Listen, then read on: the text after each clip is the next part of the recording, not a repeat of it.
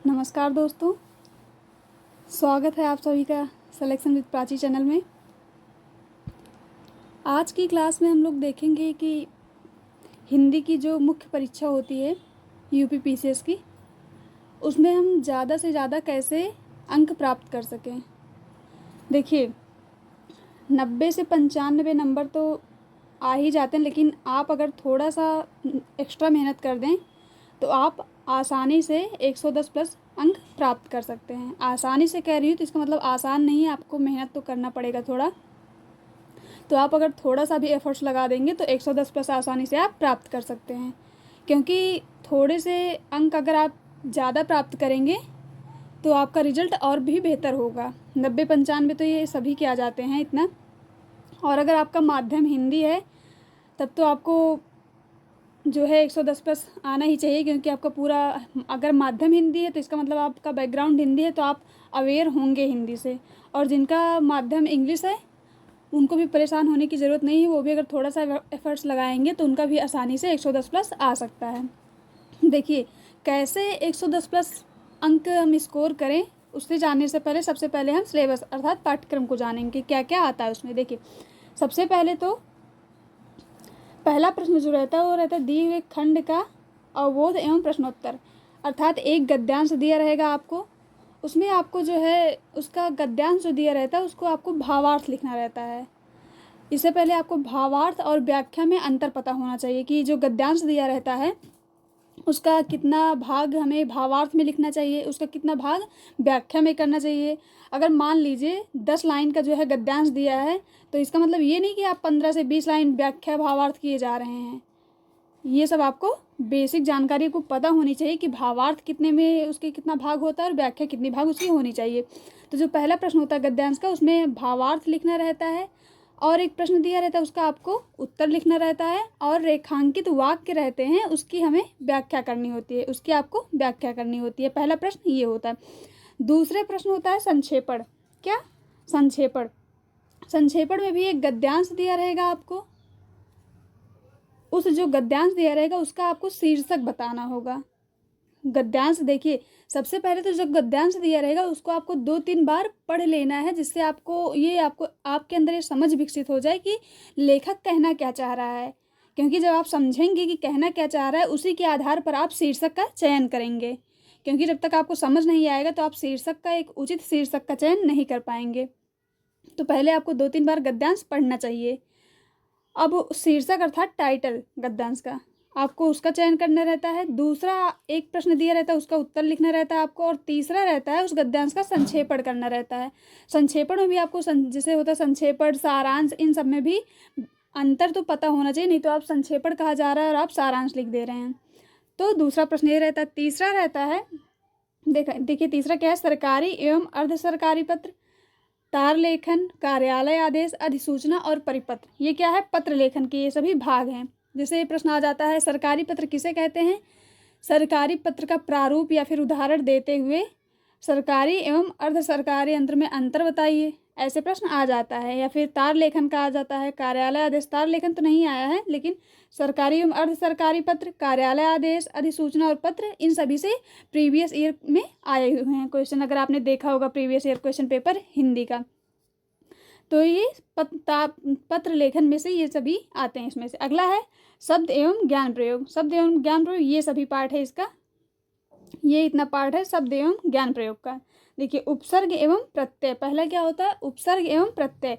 इसमें 2 प्रकार से प्रश्न पूछे जाते हैं। कितने प्रकार से? 2 प्रकार से। पहला तो आपको शब्द दे दिया जाएगा, उसमें पूछा जाता है, ये दोनों ज़रूरी नहीं है कि एक ही बार में आए। प्रीवियस ईयर आप देखे होंगे तो अलग अलग ईयर में ये 2 प्रकार के पूछे गए हैं। तो पहला टाइप इसका जो होता है, आपको शब्द दे दिया जाएगा, उसमें पूछा जाएगा इसमें कौन सा उपसर्ग या प्रत्यय लगा हुआ है। और जो दूसरा टाइप होगा उसमें उपसर्ग या और प्रत्यय दिया जाता है, उससे आपको शब्द बनाकर लिखने होते हैं। तो ये 2 टाइप के प्रश्न पूछे जाते हैं उपसर्ग एवं प्रत्यय में।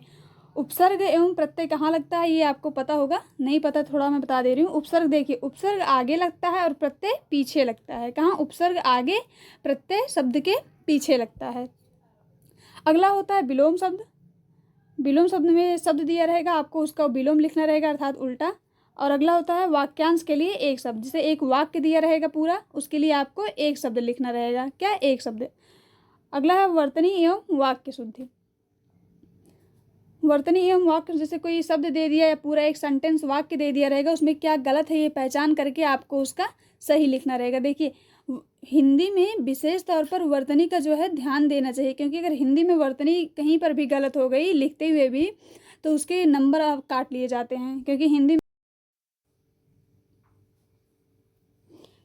में आप लोग वर्तनी का जो है ध्यान दीजिएगा कि गलत ना हो। और अगला है लोकोक्त एवं मुहावरे। देखिए लोकोक्त एवं मुहावरे का हमें जैसे 10th या 12th में होता है वैसे बिल्कुल भी नहीं करना होता। देखिए दिया रहता है मुहावरा या लोकोक्ति, उसका पहले आपको अर्थ लिखना होगा, फिर उसका वाक्य प्रयोग करना होगा। जो मुहावरा दिया होगा उसको आपको वाक्य में प्रयोग करके लिखना होगा। तो इसको आप समझ सकते हैं, आप किस का पेपर दे रहे हैं तो लेवल क्या होगा। तो आपको जो है वाक्य प्रयोग या अर्थ जो है 10th या 12th लेवल का नहीं करना है, इसके लिए आपको प्रैक्टिस करनी होगी। ये जो है आपका पाठ्यक्रम है, क्या क्या आते हैं हिंदी की मुख्य परीक्षा में। अब आइए जानते हैं कि कैसे जो है हम ज़्यादा से ज़्यादा स्कोर कर सकते हैं 110 प्लस या इससे थोड़ा अधिक। देखिए पहला तो ये जितना भी पहला आप इस पे दीजिए जो शब्द ज्ञान एवं प्रयोग दिया हुआ है, ये व्याकरण का पार्ट। देखिए जो 20 से 22 साल के 20 से 22 साल के जो PYQ हैं वो सभी आप देखिए, पहले तो 1-2 बार पढ़िए, फिर उसका अपना एक नोट्स बनाइए।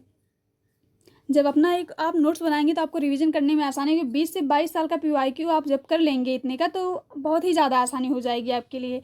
और जो उसमें लोकोक्त मुहावरे होगा, ये जो दिया रहेगा, आप कोई बुक ले लीजिए मार्केट से जिसमें PYQ हो, यूथ कंपटीशन का आता है, ऐसे कई आते हैं। देखिए जो इसमें लोकोक्त मुहावरे रहेगा, जो बुक में दिया रहेगा वो नहीं लिखना है आपको, आप इसको गूगल कीजिए, कहीं से भी ढूंढिए, इसका आप एक अलग अर्थ लिखेंगे, अच्छा जो यूनिक हो थोड़ा, उसको आप अर्थ लिखिए और वाक्य प्रयोग कीजिए। इससे आपका इतना कि नोट्स बन जाएगा। अब सरकारी ये जो पत्तार लेखन वाला भाग है, इसको आप देखिए PYQ में क्या क्या पूछा जाता है कैसे।